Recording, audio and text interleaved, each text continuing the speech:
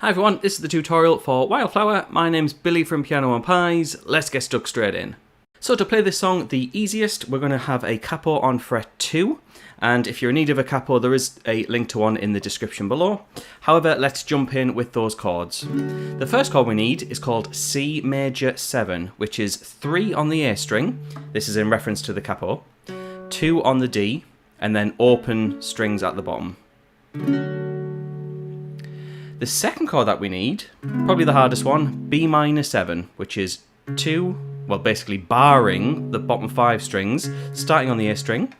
You'll put a 4 on the D string, then this finger picks up the G string, and then this finger 3 frets up from the capo on the B. So there's your B minor 7, then thankfully an easier chord, E minor after that, which is 0, 2, 2 on the A and D strings, and then 0 on the remaining strings. So, the introduction starts off the song with a lovely guitar part. I'm just going to play through it so you can see what chords go where, and then we'll talk about the strumming pattern afterwards.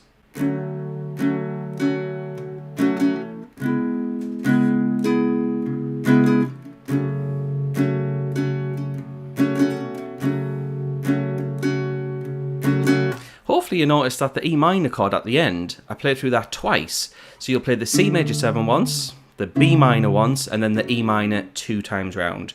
Remember that because you're going to see those chords quite a few times in this song. In terms of strumming, what my right hand's doing, my plectrum hand, I'm playing down, down, up, down, down, down, up. If you do that on every chord, you'll get a lovely playthrough of that, and you're going to basically do that all the way through the song. Now, when Billie Eilish starts singing, that is the first verse, and you're going to play through the same chords 2 more times. However, it's then going to go to the chorus where things change in terms of what chords to use, including some new chords as well. Now, it's worth mentioning that if you do want the chords wrote out professionally in a chord chart, as well as the chords in the lyrics matching up, let's say you want to play along and follow the words and make sure you know you've got the right chord with the words, then head on over to Patreon. There is a link to that in the description, and you can get everything wrote out professionally for just a couple of dollars, as well as a bunch of other songs from her latest album. Now the chorus actually starts off with the C major 7,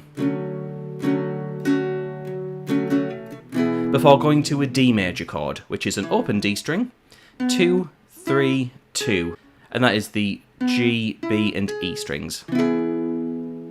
We then get to one other slightly awkward chord, a B7 chord. Now I'll show you 2 ways of playing it. There's the more open version, which is 2 on the A string, 1 on the D string, 2 on the G, 0, and then 2 on the high E string. Or, if you're quite comfortable with bar chords, you can play this version, which is a bar chord starting on fret 2. You'll put 4 on the D string and 2 on the B string. Either way, both are going to work well. You can hear that they're essentially the same thing. After that, it goes E minor to D. In 1 bar. So let me just demonstrate how that's all going to fit together. We have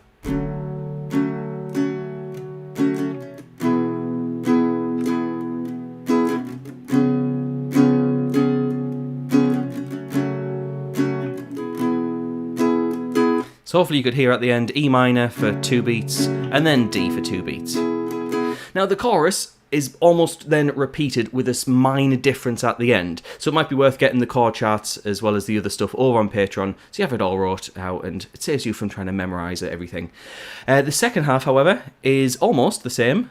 C major to the D major, the B7. Then we have a full bar of E minor, and then E minor again, and then D. So just before the E minor D bar that we normally see in the chorus, we have a full E minor bar before it.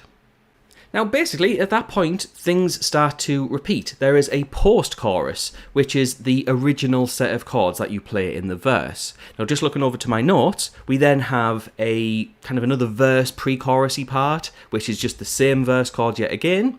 We then repeat the chorus, and then there's a bridge section, which is the same chords as the chorus. So there's mainly 2 parts to this song.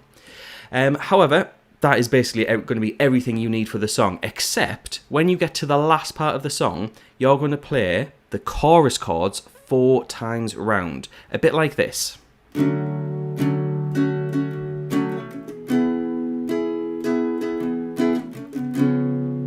So you'll get to the E minor and D, and then there's your second time round, and you're going to loop that round for 4 times round for that last part of the song. And there we go, that's just about everything you need for the song. Now if you are interested in getting that extra content over on Patreon, like I said, links in the description. It's wrought out professionally and it saves you from writing it out and maybe making a mistake or two. However, I just want to say thanks to the people on the screen. Those are my active patrons. So the moment this video goes live, they'll get access to that content straight away. So thanks to them for their support, and thanks to you for watching as well. I'll see you in the next video.